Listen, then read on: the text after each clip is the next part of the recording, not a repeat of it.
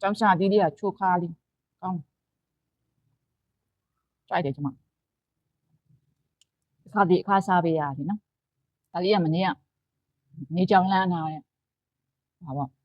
မွေတို့အသေးလေးတနေ့လှမ်းပေါ့အဲ့ဟာလေးကိုကျွတ်ကြော်လိုက်တယ်သူကချင်းနဲ့လိုက်တယ်လေ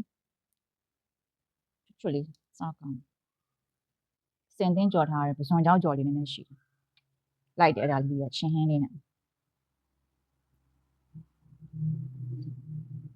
စားလဲစီလဲစားကျမအဖိုးဆိုလေနေကောင်းကစားသူနေကောင်းကစားသူခရင်းမလိုက်လို့ရှင်လေအများအားဒီချမောင်သူနဲ့ပစွန်စိမ့်နဲ့သူချက်စား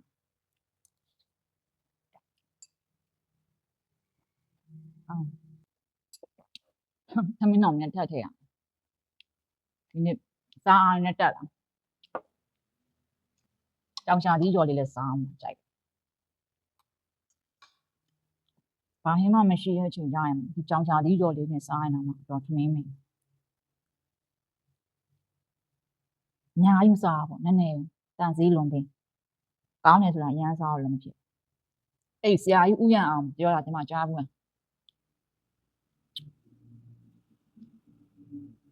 တောင်ရှာသီးကပူကားတဲ့ခါမှာပူကားရှိတယ်အေးခါရှိတယ်အေးခါကကျဟင်းငါသီးတဲ့ကျဟင်းငါသီးကအေးခါကလူနဲ့ပို့တယ်ပုံတော့မှာအဲ့ဒါမော့ချင်တယ်ကျေးဇူးအများကြီးတင်ပါတယ်အားပေးတာ